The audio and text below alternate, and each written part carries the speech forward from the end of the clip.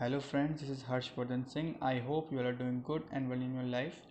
As you all know कि हमारी एक क्रैश कोर्स ऑफ साइंस की एक सीरीज़ चालू है इस चैनल पे और जिसमें हम लोग फिज़िक्स केमिस्ट्री एंड बायोलॉजी पढ़ेंगे वन बाय वन। और हम लोगों ने फिज़िक्स से स्टार्ट किया है और उसके हम लोगों ने 10 चैप्टर्स ऑलरेडी कंप्लीट कर चुके हैं।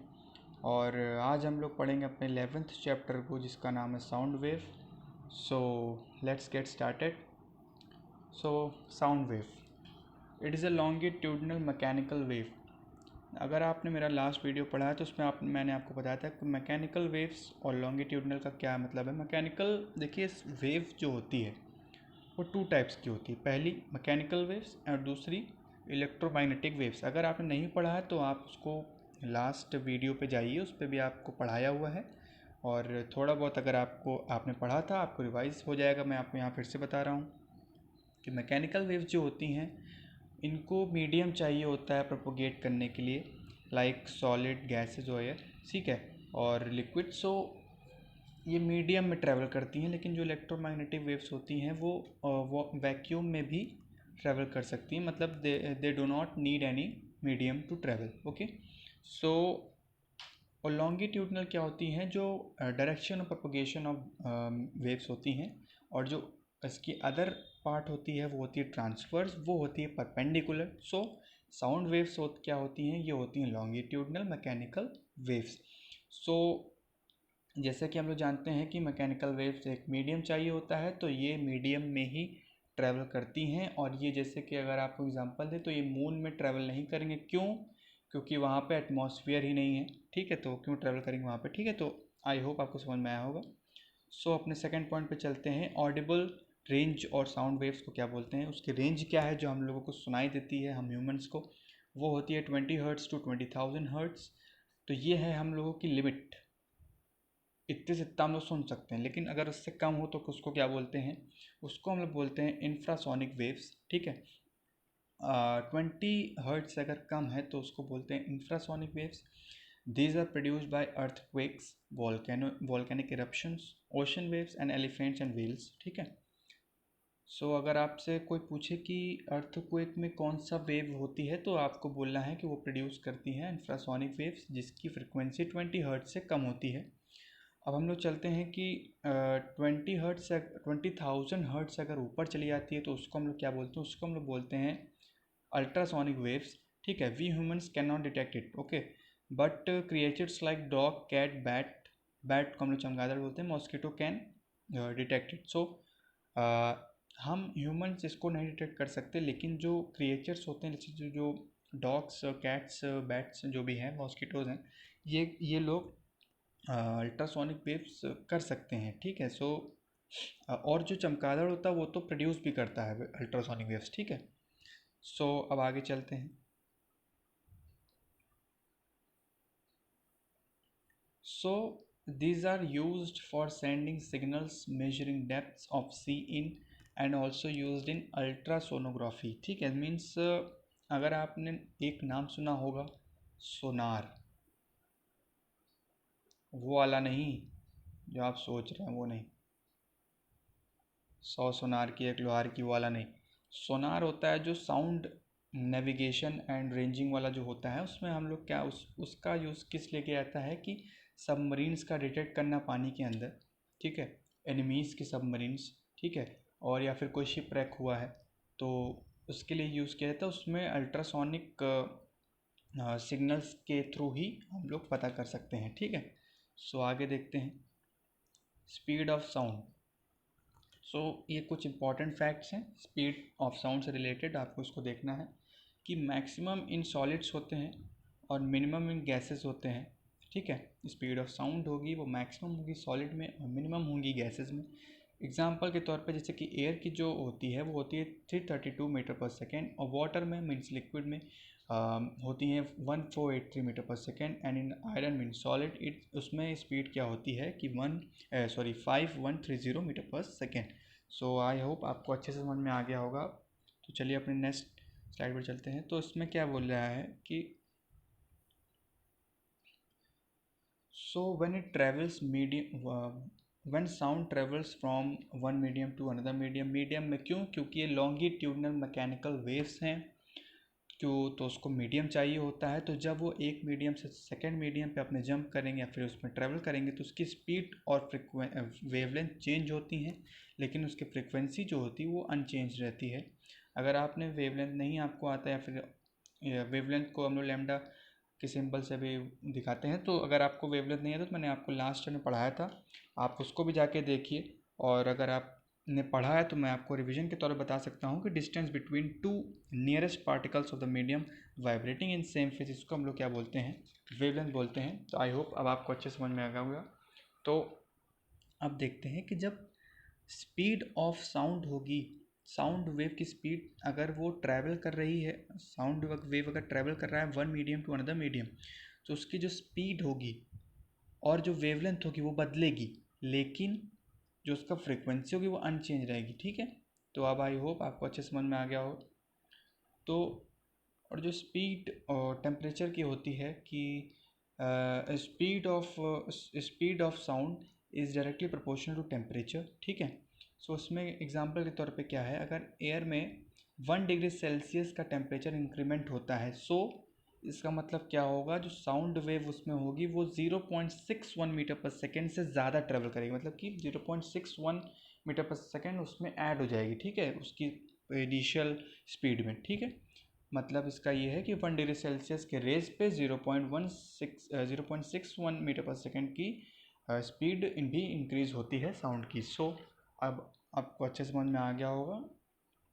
सो नेक्स्ट पॉइंट क्या बोलता है, it is more in humid air because density of humid air is less than density of dry air. ठीक है, अब सबसे इम्पोर्टेंट इसमें क्या है कि आपने सुना होगा कि हम लोग जो लाइटनिंग देखते हैं, मतलब कि जो बिजली चमकती है, उसकी जो चमक होती है वो हमारी आंखों में पहले आती है, लेकिन उसकी जो आवाज़ होती है वो कुछ सेकंड्स के बाद हम लोगों के कानों तक पहुंचती है। कि ऐसा क्यों होता है, क्योंकि जैसे कि हम लोगों ने पढ़ा भी कि एयर में सबसे कम होती है स्पीड ऑफ साउंड, और जो सॉलिड में होती है वो सबसे ज़्यादा होती है। तो एटमॉस्फेयर में क्या होगी, कम होगी। तो उसी तरीके जो speed of sound in air होती है वो बहुत कम होती है, means very slower as compare to speed of light in it. Speed of light उससे बहुत ज़्यादा होती है एयर में। ठीक है, तो velocity of speed of velocity is equals to under root of E upon density. तो E is denoted by elasticity. ठीक है, मतलब ई का सिंबल है, इलास्टिसिटी का सिंबल ई है। तो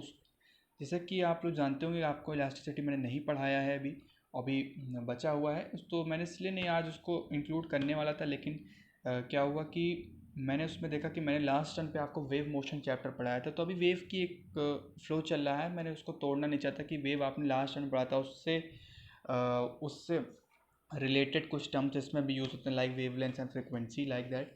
सो इसलिए मैंने उसको इंक्लूड नहीं किया है। मैं सोच रहा हूँ कि इलास्टिसिटी को सबसे लास्ट में कंप्लीट करवा दूंगा, तो आपका कोई भी चैप्टर नहीं बचा रहेगा, वो आप देख सकते हैं। और इलास्टिसिटी को अगर आप ऐसे थोड़ा सा समझना चाहते हैं तो ये किसके इक्वल होता है, वो होता है stress upon strain. Okay, I hope आपको अच्छे समझ में आया होगा। अगर आपको नहीं समझ में आया तो आप इसको बचा लीजिए या फिर आप गूगल भी कर सकते हैं। लेकिन मैं इलास्टिसिटी कंप्लीट चैप्टर करवाऊंगा। ठीक है, तो आप उसके लिए वरी मत करिए। मैंने इसीलिए नहीं करवाया क्योंकि आपका फ्लो टूट जाता है, क्योंकि लास्ट में आपने वेव मोशन पढ़ा था चैप्टर, और इसमें साउंड वेव था, तो इसलिए मैंने इसमें इंक्लूड नहीं किया है। मैं आपको इलास्टिसिटी लास्ट में पढ़ाऊँगा। ठीक है, सो कैरेक्टरिस्टिक्स देखते हैं कुछ साउंड वेव्स की।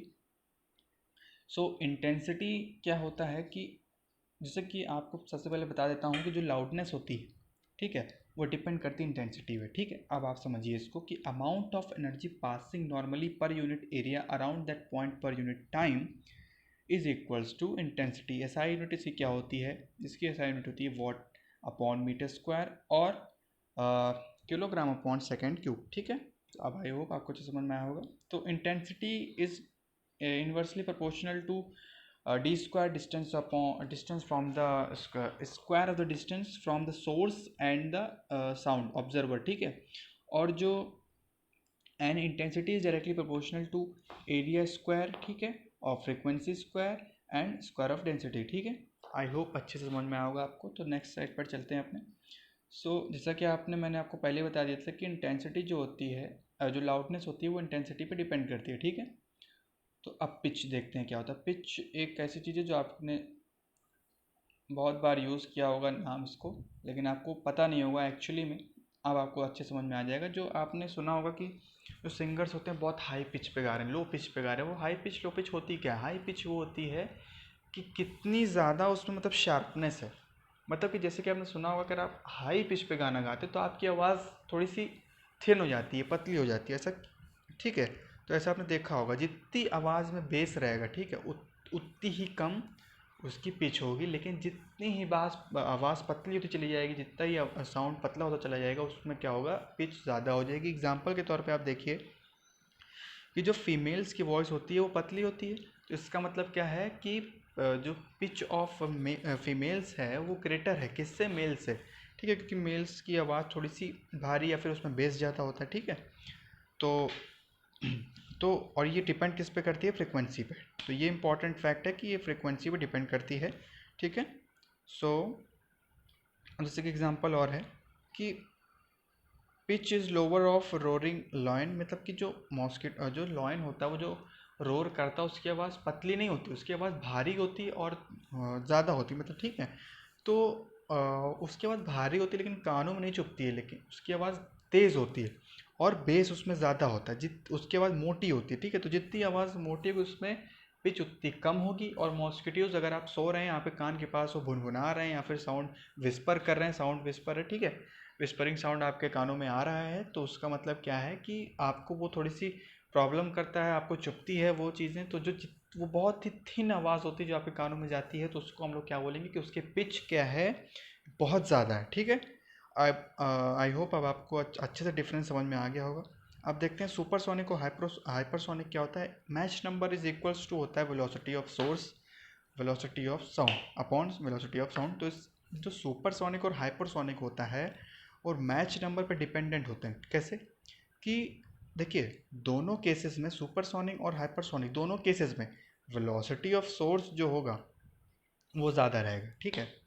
लेकिन सुपरसोनिक क्या होता है, अगर क्या कहते हैं, स्पीड ऑफ सोर्स है वो ग्रेटर है 1 time of velocity of sound, ठीक है, तो वो सुपरसोनिक है। लेकिन अगर वही जो अगर वो 5 टाइम फास्टर स्पीड हो जाती है सोर्स की वेलोसिटी से, तो उसका मतलब क्या होता है कि वो है मीन्स वो क्या है कि वो हाइपरसोनिक है। तो आपको अच्छे समझ में आएगा। अब ये क्वेश्चन आ भी चुका है, ठीक है। सो इसको आपको देख के जाना है कि उसमें पूछा गया था कि मैच नंबर अगर ग्रेटर देन 5 है, ठीक है, तो उसको हम लोग कौन सी वेव कहेंगे, तो उसको हम लोग हाइपरसोनिक कहते हैं। और जो मैच नंबर ग्रेटर देन 1 है, 1 to 5 के बीच में लिमिट करता है, तो उसका वो कौन सी वेव्स होती हैं, सुपरसोनिक वेव्स होती हैं, ठीक है। अपने नेक्स्ट स्लाइड पर चलते हैं हम लोग। इको। सो इको क्या होता है, मैं आपको अच्छे से समझाता हूँ। आपने नाम बहुत सुना होगा, इको मतलब आवाज़ गूंजना, आवाज़ से गूंजना को हम लोग बोलते हैं इको, ठीक है। तो इको किसका एग्जाम्पल है, रिफ्लेक्शन ऑफ साउंड। आवाज़ कब गूंजती है, जब वो टकरा के मिलती हैं, मतलब ठीक है, बहुत बार उसमें रिफ्लेक्टर पे जाके वो रिफ्लेक्शन होती हैं उसमें साउंड का, ठीक है। सो ट्रैवल करता है साउंड, उसको हम लोग क्या बोलते हैं, इको बोलते हैं, ठीक है। लेकिन इसके कंडीशन क्या है, अगर आप बंद कमरे में, बहुत ही छोटा सा कमरा है, उसमें आपका इको नहीं होगा। क्यों? क्योंकि उसकी कंडीशन होती है इको के लिए कम से कम ऑब्जर्वर और रिफ्लेक्टर वॉल के बीच में 17.2 मीटर का डिस्टेंस होनी चाहिए, ठीक है। और उसको मीडियम चाहिए। जैसे कि आपने पहले पढ़ा था कि साउंड वेव्स जो होती हैं वो लॉन्गिट्यूडनल मैकेनिकल वेव्स होती हैं और उनको मीडियम चाहिए होता है ट्रैवल करने के लिए। तो मैंने आपको बताया भी था कि मून में कोई इको नहीं होगा क्योंकि वहाँ पे कोई एटमॉस्फेयर नहीं है, ठीक है। अब देखते हैं सोनार। सोनार में मैंने आपको पहले पढ़ाया था कि साउंड नेविगेशन एंड रेंजिंग होता है इसका फुल फॉर्म, और it is use to measure depth of a sea to locate enemy submarines and shipwrecks, ठीक है। और ये अल्ट्रासोनिक वेव्स होती हैं और इसकी जो फ्रिक्वेंसी होती है अबाउट 50,000 हर्ट्स होती है, ठीक है। आई होप अब आपको अच्छे समझ में आएगा जो मैंने आपको पहले पढ़ाया था, ठीक है। इसकी रेंज आपके लिए इंपॉर्टेंट है, ठीक।